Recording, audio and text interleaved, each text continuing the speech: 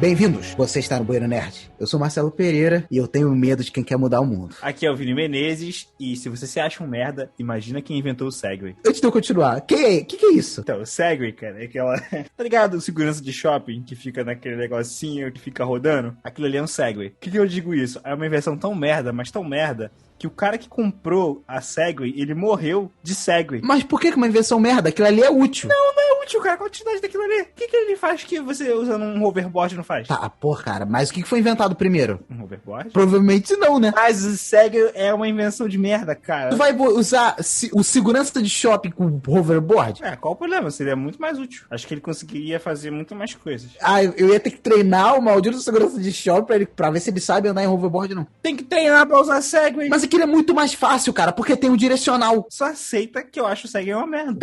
Tá bom. Respeite sua opinião de merda, tá bom? Então, o Bueiro Nerd dessa semana é sobre mundo antes disso, mundo depois disso. A gente vai falar sobre momentos ou coisas, ou invenções, o que seja, que mudaram completamente o status quo do mundo na época que aconteceu, na época que foram inventados. E se você não nos segue no Instagram, convido você a @BueiroNerd no Instagram, que lá você pode falar diretamente com a gente, dar sugestões de temas, ajudar esse programa a continuar. Ou se você preferir o Facebook, Bueiro Nerd, lá no Facebook, só procurar. Ou se você for muito tradicional, bueironerd@gmail.com, caso você queira nos mandar um e-mail. Então, venha com a gente, o papo está muito bom.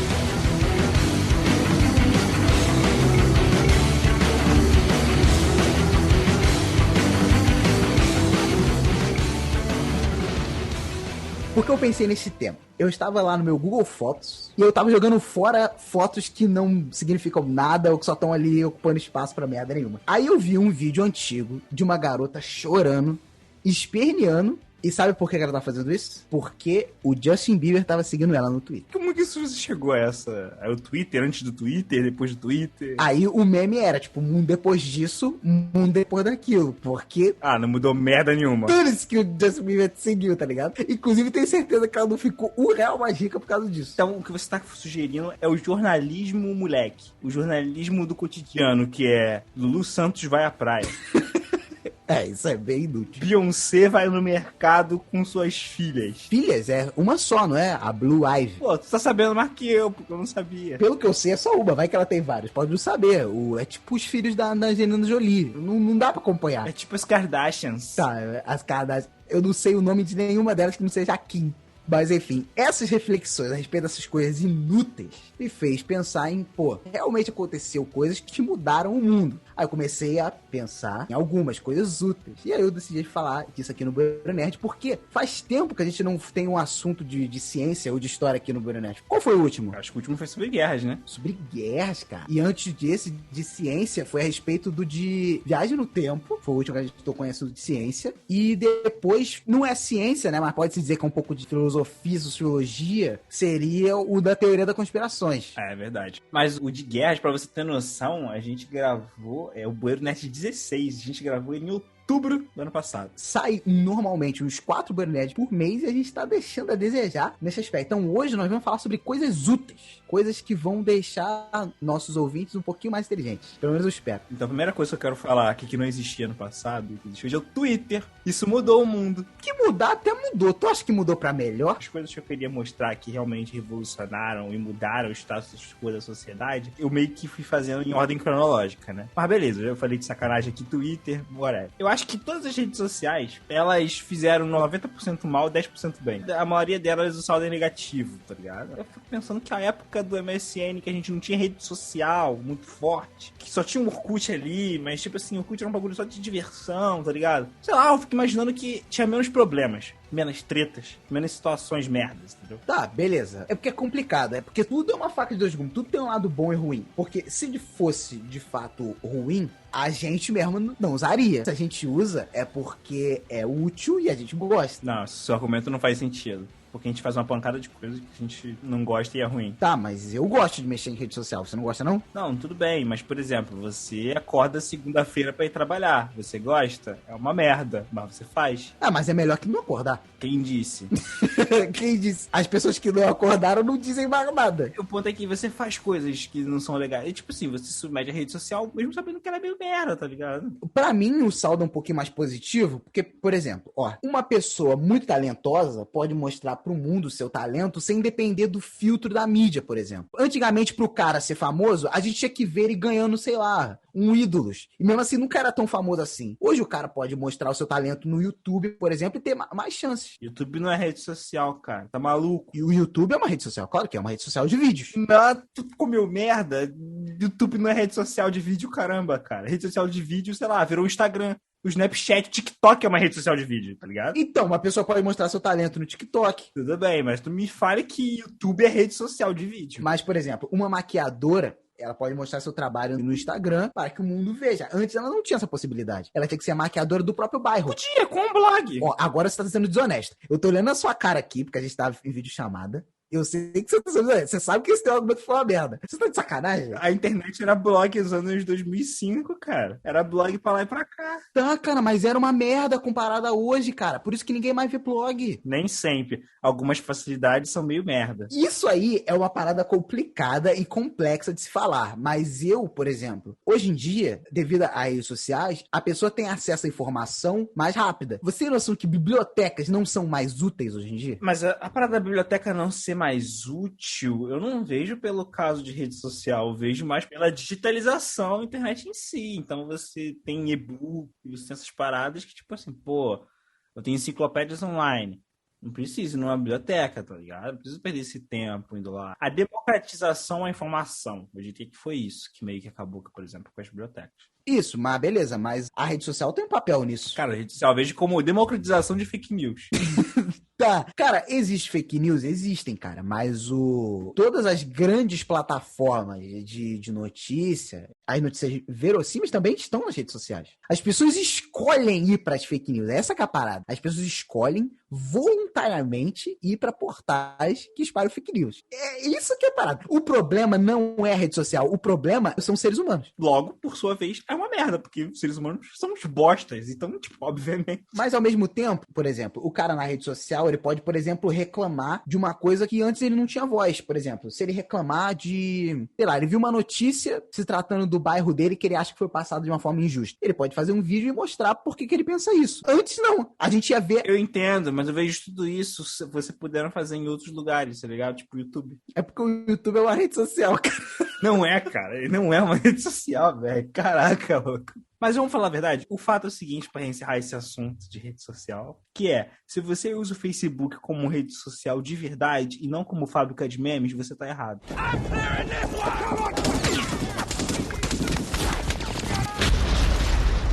Você lembra da Revolução Francesa? Claro que não. Lembro de nada. Claro que não. De frente de você, eu sou o cara de exatas, né? Por que eu digo que mudou o mundo? Eu digo não, né? Tipo, é um fato que se mudou o mundo. Vai lá, 5 de maio, 1789, século XVIII. História da Revolução Francesa. Por que essa parada mudou o mundo da época? Porque o mundo, antes da Revolução, era aquele mundo que a gente vê em história medievais, que é o quê? É rei de país, e é aqueles reis que são os reis que estão no nosso imaginário, que é os reis absolutistas. O que eles falam é lei e acabou. Tanto que um dos reis da França, que é o Luís XIV, ele era famoso, ele é chamado de Rei Sol. O que ele mandava e acabou. Só que o que acontece? Aí a França estava num período de fome e miséria, e a monarquia, na época, gastava seu dinheiro com futilidade. E o povo tá ficando meio bolado. Até que chegou um tempo em que o preço do pão valia um mês de um trabalhador comum. E lá na América não, né? Aqui na América. Isso é basicamente o que acontece hoje, sei lá, na Venezuela. Tá? E aqui na América rolou a Revolução Americana. Então a galera pensou, pô, esse negócio aí de revolução é maneiro, hein? Acho que funciona. Só que a Revolução Francesa, ela foi um pouquinho pouquinho além da Revolução Americana. Por quê? Os caras acabaram com todo o status quo da monarquia da época. Arrancaram os reis do poder, decapitaram os próprios reis e rainha, mataram todo mundo e começaram um governo novo. Tudo bem que o plano original nem era matar, tanto porque a galera se dividiu em duas. Tinha os jacobinos e os girondinos. Tanto que é aí que surge o conceito que a gente usa hoje de esquerda e direita. Os jacobinos ficavam à esquerda, eram os revolucionários que queriam acabar com a monarquia, matar todo mundo, pá. E os girondinos, que estavam à direita, ficavam tipo assim, não, gente, deixa a monarquia aí, mas a gente vai fazer uma constituição nova, ou mudar devagarinho, não sei o que lá. Aí beleza, prendeu o rei até decidir, só que o rei tentou fugir pra Prússia. Acho que a gente deveria explicar o que é status quo, que eu acho que não é uma coisa que todo mundo sabe. Caraca, status quo? Não é uma parada que todo mundo sabe? Não debocha das pessoas não saberem o que é status quo, cara. É um jeito de eu falar, tipo assim, que é como as coisas funcionavam naquela época. Se a gente for falar, o status quo do Brasil atual é que nós temos o governo Bolsonaro, que é um governo conservador, que tem o ministro Paulo Guedes, não sei o que lá. Esse é o status quo atual do Brasil. Nós estamos a caminho de uma crise econômica, etc, etc. Ano que vem a gente vai mudar, vai ter votação, eleição, etc. Esse é o status quo do Brasil atual, entendeu? É um jeito de você descrever o que está acontecendo naquele momento específico. É isso que é status quo. Então, a França estava aí nesse caos, voltando aqui ao assunto, e o rei tentou fugir pra Prússia, não deixaram o rei fugir, e ele acabou sendo assassinado. Aí é a parada. Por que os franceses matarem os reis deles mudou o status quo do mundo daquela época? As monarquias europeias em volta começaram a pensar, cara, isso pode rolar aqui também. Isso vai dar merda. E a Revolução Francesa, com o passar dos anos, virou uma parada caótica, porque aquele governo que queria matar os reis, de repente eles começaram a guilhotinar todo mundo. Inclusive é aí que surgiu a guilhotina, tá? Porque a guilhotina, olha que legal, ela é uma arma de justiça que na visão dos jacobinos era justa, porque ela matava igualmente os pobres e os ricos na mesma velocidade. Eu não acho igualitário, porque com o passar do tempo a lâmina vai ficando cega e o cara que foi por último, ele vai só tomar um porradão, ele não vai ser decapitado na hora, tá ligado? É um bagulho doloroso, né? Era um bagulho doloroso pra caraca. Imagina passar assim e não cortar tudo, ficar pela metade, tá ligado? Então, e depois que a Revolução Francesa acabou, começou a Era Napoleônica. O Napoleão surgiu aí dessa época da Revolução Francesa e ele quis espalhar essa merda para todos os outros países da Europa. E, cara, isso mexeu até aqui com a América do Sul, tá ligado? O Napoleão chegou aí pra Rússia pra mexer com os malucos lá. Não, ele mexeu com a América do Sul porque ele foi mexer lá com os portugueses, né? Isso e porque também rolou uma revolução no Haiti. É uma hipocrisia isso, né? Uma coisa que a Revolução Francesa aboliu foi a escravidão. Mas, por exemplo, aqui no Haiti, não falaram nada. Não, aqui vai continuar tendo escravo, pô. É o Haiti. Aqui pode. Só que aí os haitianos fizeram a revolução deles aqui, tá ligado? Mas o bagulho da Revolução Francesa é que antes dela, não se tinha nem a ideia de todos são iguais perante a lei. Era aquele sistema de casta. Lembra quando a gente via na escola aquela piramidezinha? Ó, esse aqui é o proletariado, aí tinha a burguesia, aí tem o clero e a nobreza, entendeu? O objetivo da Revolução Francesa era romper com essa merda e botar todos iguais perante a lei. Tanto que o ideal da revolução era liberdade, igualdade e fraternidade. O discurso, top, era show de bola. O problema é que a prática virou só uma carnificina do cacete. E no final disso tudo, porque morreu o rei, aí o Luís XV, que era filho dele, morreu porque cagaram pro garoto. Depois teve a Era Napoleônica e depois veio o Luís XVIII. Voltou pro trono depois, que acabou tudo isso. Então, tipo assim, na prática, pra França, não mudou nada. Nada, entre aspas. Porque a partir da Revolução Francesa, os reis falaram assim, cara, eu não posso fazer qualquer coisa. O povo não é tão idiota assim, né? É, tudo bem que eles... Não é que eles foram idiota, tá? Porque antes da Revolução Francesa teve 1500 anos... Você lá, tá ligado? Tem quantos anos teve de reinado antes disso? É que foi a primeira vez que eu acho que o povo lutou por uma parada e isso influenciou todo mundo da época. Isso nunca tinha acontecido antes. Por exemplo, aconteceu revoluções no próprio Império Romano, mas o da Revolução Francesa mexeu com o mundo todo. E também teve uma parada. O líder da Revolução, né? O Maximilien Robespierre. Esse cara é um personagem muito engraçado, porque ele era um dos mais radicais da Revolução. E ele foi ficando tão radical, mas tão radical, que a galera da Revolução ficava com medo dele. Porque, cara, ele pode mandar pra guilhotina a qualquer momento. Então, a galera armou uma arapuca pra tentar matar ele. Quando eles entraram na sala dele pra matar ele, ele falou, nunca me pegaram vivo. Aí pegou uma arma e deu um tiro na própria cabeça. Só que ele não morreu. Ele só esfolou o próprio maxilar. Nossa, que merda! É igual aquele personagem de Preacher, tá ligado? Não conheço. Aí ele tentou se matar, errou e ficou com uma cara com a boca assim, parecendo uma bunda. Aí ele mesmo foi mandado pra guilhotina, tá ligado?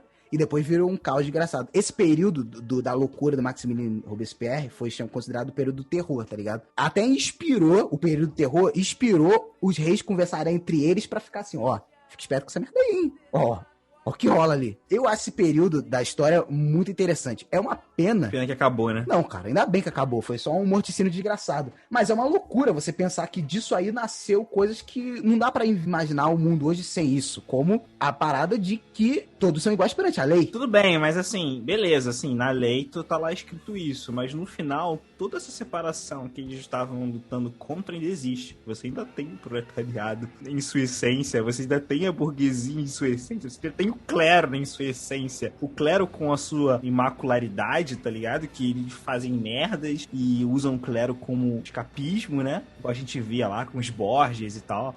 E tipo, isso meio que se mantém, cara, na sociedade atual. No papel que eles acabaram, né? A Constituição tava bonitinho, né? Todos não somos iguais. Mas na verdade não é assim, né? Não, concordo. Você vai dizer que todos são iguais perante a lei aqui no Brasil, pô, piada. Mas quando isso aconteceu, não dá pra dizer que não balançou o status quo do bagulho. Cara, se o rei foi decapitado, cara, quem mais pode ser?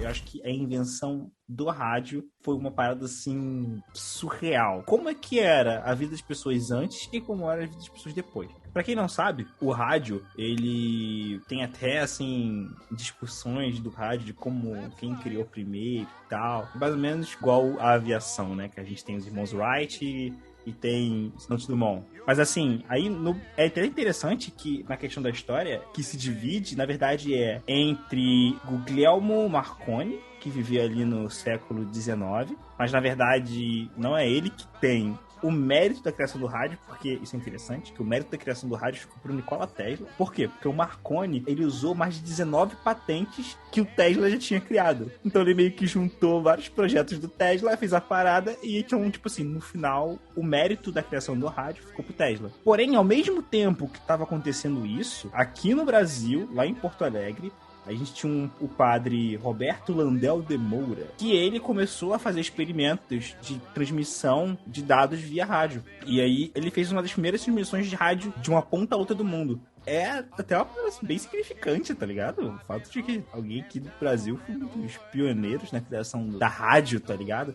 E isso depois foi evoluindo, né? Então a gente vai vendo a evolução da radiodifusão, né? Então a gente começa a ter programas. A TV veio muito depois, né? A gente tá falando aqui de final do século XIX, começo do século XX. Não tinha TV, o entretenimento era todo em rádio. Então você tinha novelas, você tinha filmes e peças, basicamente a mesma coisa. Filmes e peças é a mesma coisa em rádio, né, cara? Conheci idosos que falaram pra mim que gostavam de novelas à rádio. Inclusive, cara, hoje existem podcasters que fazem novela em áudio, cara. Lá na Olá Podcast, né, que caso você não saiba, o Bueiro Nerd também está lá. Então, lá no Olá tem novelas, audionovelas, pra quem curte, tá ligado? E é uma coisa que surgiu no rádio, que sempre teve no rádio. Muitos dos artistas que nós crescemos vendo, tipo Faustão, o Chico Anísio, surgiram, todos eles começaram no rádio. Silvio Santos. O rádio era o mainstream. Você também tem obras que foram novelizadas pela primeira vez pra rádio. Então você tinha Guerra dos Mundos, de H.G. Wells, né? Eu lembro que, cara, quando eu lendo relatos, né, sobre Guerra dos Mundos, foi uma parada surreal, porque a rádio, na época, quando foi fazer a novelização de Guerra dos Mundos, eles não falaram que era uma novelização de Guerra dos Mundos. Então começou a vir relatos, barulhos, pessoas gritando e tal, e as pessoas começaram a ficar desesperadas, achando que tinha uma invasão alienígena, tá ligado? Porque as pessoas eram muito mais inocentes com relação a esse tipo de coisa, né? É tipo a invenção do cinema, né? Que nego viu o trem vindo, porque, caso você não saiba, o primeiro filme a passar no cinema era só uma estação de trem sendo filmada. Aí o pessoal viu o trem vindo, todo mundo saiu correndo da sala. É o desconhecido, né? Quando você não entende. Então, cara, eu acho muito interessante porque basicamente mudou a forma do entretenimento das pessoas, tá ligado? A forma de as pessoas levarem a vida. O fato de você ter notícias aqui, atualizadas, e isso ser globalizado é bizarro pra época. Porque para pensar antes era só carta e jornal, mano. Porque você tinha a difusão de notícia, né? De pegar, comprar aquele jornal todo dia e tal. Acabou, isso acabou. Agora da sua casa, você fazendo suas coisas, no seu trabalho, você tinha notícias do mundo inteiro. E isso no futuro foi evoluindo. Na verdade, a gente só deve a TV e a internet, eu acho que é o rádio, cara. Porque um dos primeiros meios de comunicação, assim, logo, a gente tá ignorando aqui código Morse, né? Telegramas, essas paradas assim. Vamos partindo logo porque realmente importa, né? Mas, tipo assim, é basicamente a mãe do TV, que é basicamente a mãe também da internet, né, cara? É engraçado a gente pensar que o rádio tá aí até hoje, tá ligado? Porque eu tô desde 2000, sei lá, 2008, ouvindo que o rádio vai acabar. A internet isso, pô, e o rádio não acaba, tá ligado? Cara, porque o ponto é como a gente sempre fala, que é para se reinventar, né? A galera lá vê o Uber. Você reclamar do Uber é fácil, né? Mas eu quero ver você agora revolucionar, agora faça o seu. Faça melhor do que o Uber. Então, tipo, o rádio, ele teve que se reinventar. Se você reparar, muitos programas de rádio, atualmente, são transmitidos via ao vivo no YouTube, tá ligado? Ao vivo na Twitch. Só que ao mesmo tempo que você pode ver eles em vídeo na Twitch, no YouTube, você também consegue ouvir eles via rádio. Então, eles conseguiram evoluir a parada. Porque se você parar pra pensar, o podcast, que virou uma sensação ali no começo dos anos 2000, cara, já era feito pelo pessoal de rádio há muito tempo, cara. Essa parada de chegar num bloco com várias pessoas, debater, falar as ideias delas sobre um assunto, há muito tempo já existia. Então, acho que a gente deve até o que a gente tá fazendo aqui agora à invenção da rádio.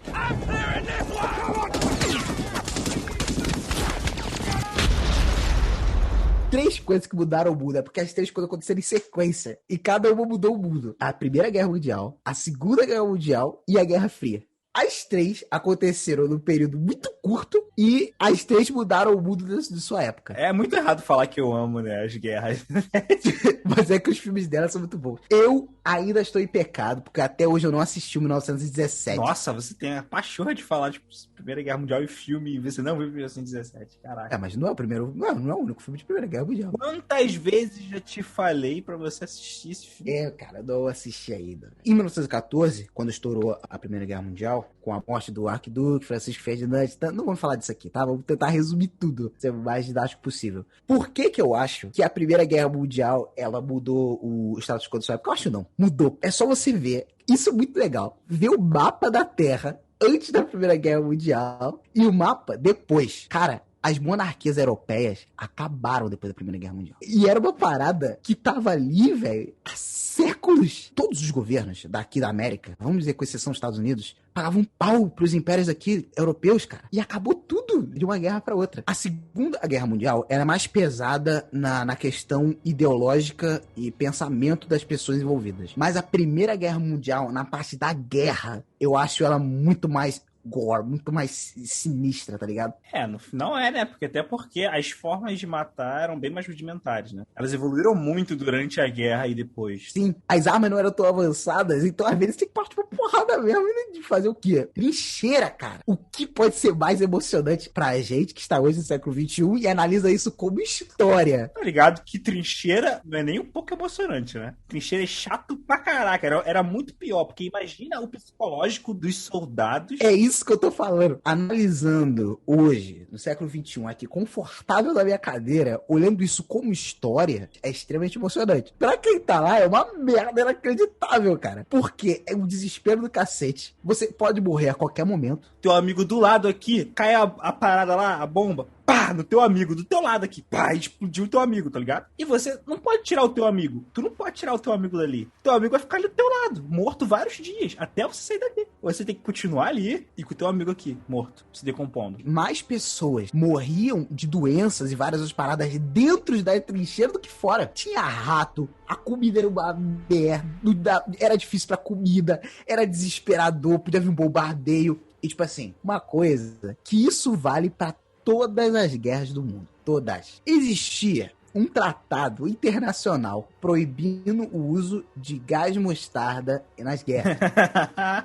Mano, quando a guerra estourou, dane-se essa merda, cara. Taca gás mostarda em todo mundo, pô. Tamo em guerra. Eu e nego quer vencer. Tu acha que nego liga pra isso? Você pensar em direitos humanos no meio da guerra, é pra quem a lei mesmo? Vai punir quem? Vai ser tipo a ONU, quando mandou uma carta pro Kim Jong-un. Não sei se tu soube dessa. Não. Mostrando o quanto eles estavam decepcionados com ele. Cagou litros, né? Ele sempre assim, pô, né? Tipo, pô. As consequências da Primeira Guerra Mundial, como o Tratado de Versalhes, que bota a Alemanha como principal culpado, economicamente e militarmente, não me entendam mal aqui, tá? Tem que ter essas coisas bem explicadas, porque isso pode ser usado contra a gente no futuro. Mas, tipo assim, na Segunda Guerra Mundial, é mais fácil você traçar um lado certo e um lado errado, por mais que o lado ocidental também tenha cometido excessos, como nós vamos mencionar daqui a pouco. Mas, na Primeira Guerra Mundial, é mais complexo. É muito mais cinza a parada. Tava todo mundo errado, tá bom? E a Europa, anos antes de estourar a Primeira Guerra Mundial, anos antes, já havia acontecimentos que faziam com que a Europa fosse um barril de pólvora esperando pra estourar alguma hora. E estourou em 1914, quando estourou a Primeira Guerra Mundial. Então é mais difícil de você encontrar um vilão. Quando o Tratado de Versalhes foi assinado, quando acabou a Primeira Guerra Mundial, botando a Alemanha como culpado, o Hitler usou bem esse discurso do... Nós não perdemos em combate, nós perdemos por causa dos políticos. Na verdade, eles perderam em combate, sim. Se for analisar, eles iriam perder. Mas o Hitler conseguiu vender esse discurso, vendeu também o discurso dos opressores judeus, né? Que não faz o menor sentido. Aqueles discursos racistas, etc. E isso somado ao o famoso vou salvar todos. Ele se fez salvador da pátria. Aí, olha que parada. O Tratado de Versalhes, ele falava o quê? Que ele teria que cobrar lá, pagar a dívida sinistra lá. E não poderia ter um exército muito grande, seria uma coisa meio controlada ali. Cara, o Hitler foi cada vez mais cagando e andando por essa merda. E teve historiadores, esqueci o nome aqui, e jornalistas da época, que avisaram, ó, o cara lá tá meio sinistro, hein? Ninguém vai fazer nada não? Só que não. Sabe qual era a desculpa de muitos países não fazerem nada? Tá maluco? Vai que acontece uma segunda guerra. Irônico, não? Mas, cara, a Segunda Guerra Mundial também é muito interessante você analisar que o estilo de guerra da primeira pra segunda era outro. E por um curto período, né? De tempo, cara. Mais impressionante, né? Curtíssimo. Teve, porque a Segunda Guerra, que eu não quero falar datas, mas ela começou em 39 e acabou em 45. E uma guerra pra outra, já tinha submarinos muito avançados, você já tinha aviões muito sinistros já, com armamento que na Primeira Guerra Mundial não tinha. As armas que os soldados tinham em punho eram diferentes. Primeira Guerra tinha avião. Não, peraí. Aqueles aviões que fazem bombardeios, não tinha. Não, era um avião que tinha uma metralhadora. Tá ligado que esses aviões eram tipo avião meio 14 bis, tá ligado? Eu tô falando dos aviões mais sinistros, tá ligado? Não, tô ligado, mas você falou que como se não tivesse combate aéreo na Primeira Guerra. E tinha combate aéreo na Primeira Guerra. Teve, mas era bem... tosco. Bem comparado com o que tinha da Segunda. Você tem história na Segunda Guerra de um avião de reconhecimento passando pra espiar o exército inimigo, se encontrando com outro avião de reconhecimento e os dois sacarem a arma que tá no coldre e tentarem atirar um no outro, tá ligado? Porque não eram grandes aviões sinistros e tal. E na Segunda Guerra, qualquer pessoa poderia dizer que aconteceu, como aquilo mudou o mundo. Não tem como não falar. Traumatizou o mundo de certa forma, que hoje em dia, qualquer pessoa que se pareça com o Hitler já é execrado. Com razão, tá? Eu tô falando se parecer com o Hitler em ideias políticas. O cara fala de forma autoritária, ou o cara expõe ideias racistas, esse cara já é execrado automaticamente. Muito porque a gente tem a experiência dessa época. A Alemanha da época se deixou levar por aqueles discursos. Hoje, se o cara fala uma vírgula daquilo ali, cara, ele não consegue se eleger pra merda nenhuma. Na Alemanha é um crime absoluto você fazer qualquer menção a concordar a algo nazista. Aqui não é crime, né? Aqui você só vai ser, sei lá, cancelado. Mas na Alemanha é visto como um crime. Não, Vini, aqui é crime sim. Criar grupos de nazistas, de neonazista é crime sim. Não, pera aí. Isso daí... tudo bem, isso é crime em qualquer lugar do mundo. Você ter opiniões nazistas, sem você formar grupos nem nada, você ter ideias, isso não é crime. Aqui não é. Cara, já vi muitas pessoas com mentalidades nazistas por aí. Sério? A gente é preto, como é que você nunca viu isso?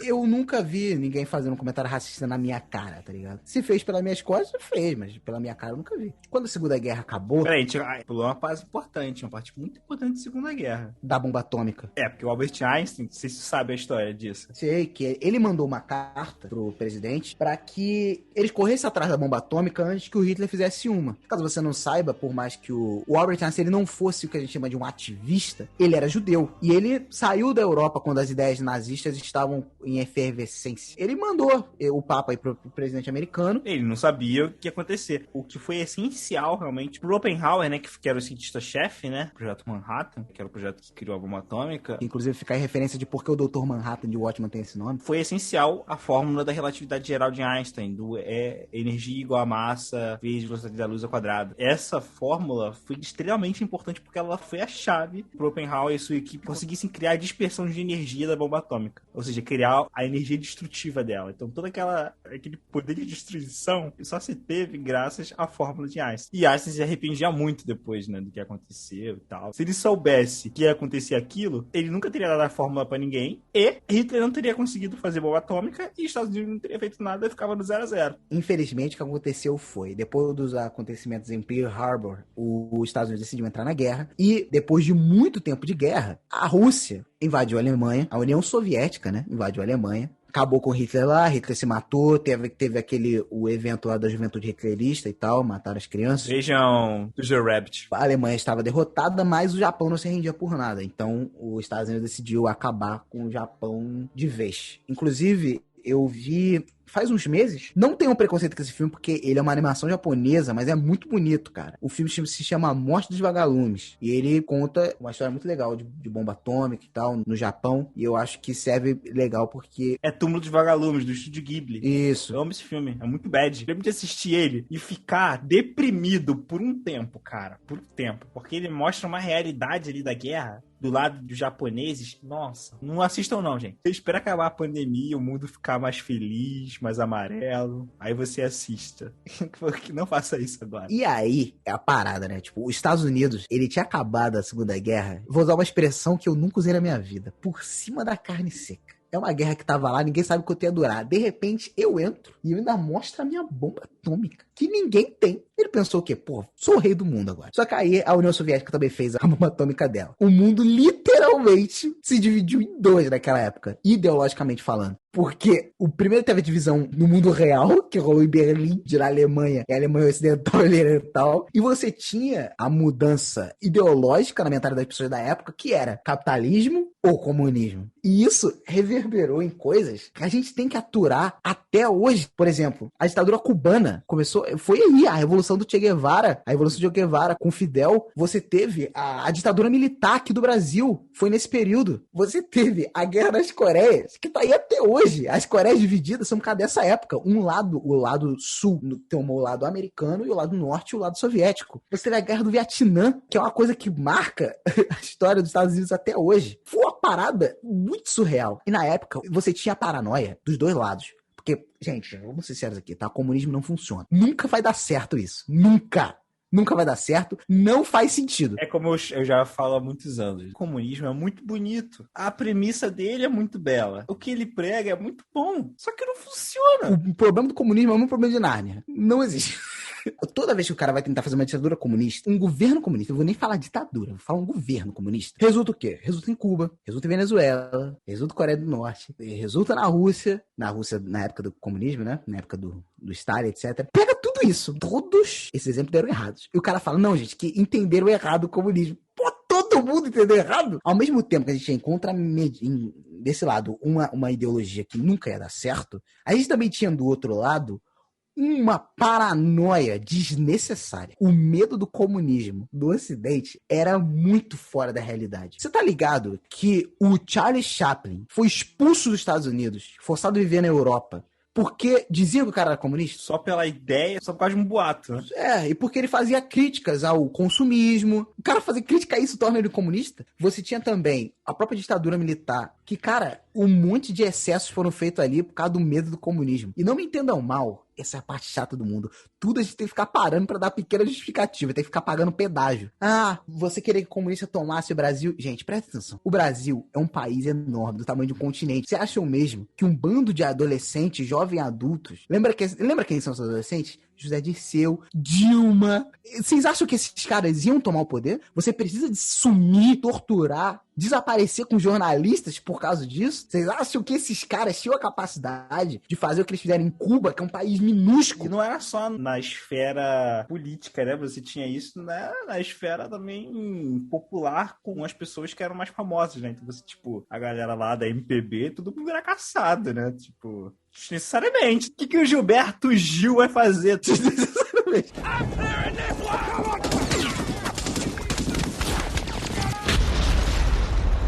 Uma das paradas mais importantes, assim, pra história foi a ida do homem à Lua, na Apollo 11, com o Neil Armstrong. Mas você sabe que, cara, o homem não foi à Lua. Aquilo foi uma estratagema da NASA com o Stanley Kubrick. Tu até vê que a bandeira tá balançando, não faz sentido tá balançando ali. Você acha o quê? Que só porque todas as evoluções tecnológicas que nós temos hoje começou nesse período, coincidentemente, quer dizer que o homem foi à Lua, tá ligado? Eles guardaram todas as invenções que eles estavam fazendo pra soltar no momento só, entendeu? Caraca, nego, não faz sentido isso. Cara, basta você pensar como é que funciona pra você fazer um console de videogame hoje. Tipo, não demora anos pra surgir um console novo, porque a tecnologia demora um tempo pra evoluir, tá ligado? Então, se teve uma efervescência tecnológica num período, é porque algo muito bombástico aconteceu nesse período, né? A corrida espacial, ela foi muito importante pra Guerra Fria, né? Visto que Estados Unidos e União Soviética não podiam mais mostrar seu poder usando as suas bombas atômicas, eles precisavam mostrar o seu poder de outra forma. E acabou se dando com a corrida espacial, né? Aí a gente sabe, né, que eles ficavam tentando mandar, eles mandaram a Laika, né? Antes eles mandaram outros tipos de vida, né, pro espaço. O mais significante foi quando eles mandaram a Laika, e ela conseguiu voltar. Aí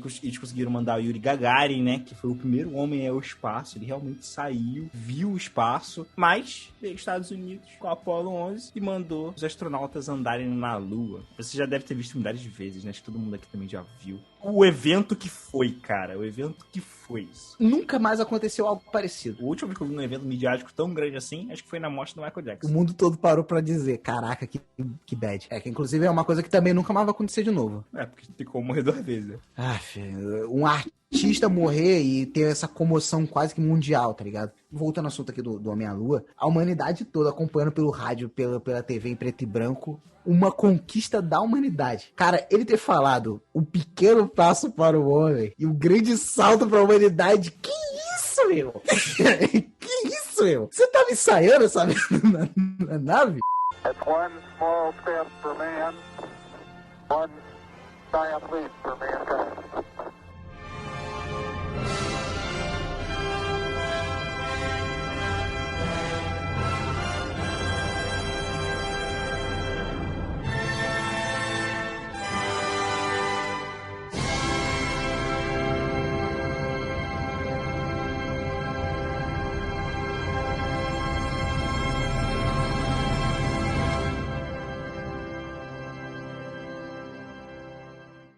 Mas aí, cara, não te dá uma raiva quando você ouve alguém e fala: não, isso não aconteceu. Eu não acredito que o homem foi à Lua. Não é uma questão de acreditar, cara, é um fato. Tá aí, a gente tinha que fazer um dia um Bernard desmistificando o homem não foi à Lua. O que tu acha que pode chegar tão perto disso, do homem ter ido à Lua? Porque, por exemplo, meio que a gente chega em Marte, o Marte é tipo assim, é um passo que a gente sabe que vai, é diferente da Lua. A Lua era uma incerteza na época. Eu acho que a gente não tem que pensar em espaço, mas em outra coisa. Então, tipo assim, alienígenas. Isso é mudar o status quo. Isso seria uma parada que ia mudar muito. A partir do momento que você tem alienígenas na parada, na equação, um universo de paradas se expande, velho. Tipo, será que realmente a nossa história é nossa? Será que a gente não teve influências? Eram os deuses astronautas? A primeira coisa que eu ia perguntar a eles é, tipo assim, vocês fizeram as pirâmides mesmo?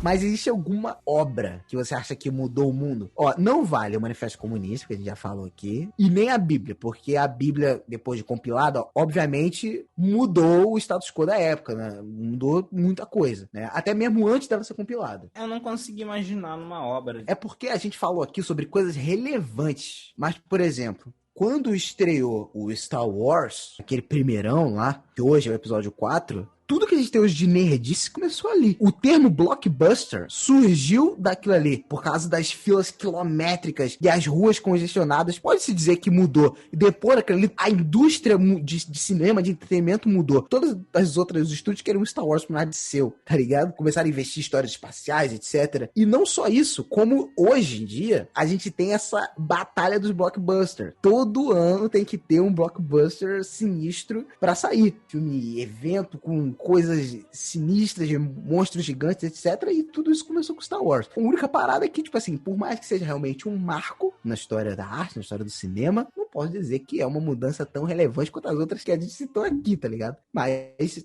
não é uma obra irrelevante de forma alguma, até porque arte também é importante. Uma coisa que eu pensei aqui, que é algo que eu acho que foi muito importante para a época, na Segunda Guerra Mundial, que hoje é extremamente importante, eu acho que é a bomba eletromecânica de Turing, cara. Quando a gente fala de Alan Turing, que não seria o dizer o cara que inventou o computador? Então, é meio complicado. Porque, assim, eu não sei se todo mundo sabe a história do Alan Turing, né? Ele é o pai da computação, né? Não é tão moderna assim, né? Porque as máquinas que rodam hoje nos nossos computadores é um pouco mais... Tem uma arquitetura diferente da que foi criada lá pela bomba eletromecânica de Turing, né? Mas que acho que a gente até falou em outro Bueiro Nerd, né? A gente já falou isso, né? Sobre que foi a máquina que o Turing criou pra decifrar a máquina Enigma. Inclusive, Alan Turing, tá? Tem um filme chamado Jogo da Imitação com o Doutor Estranho.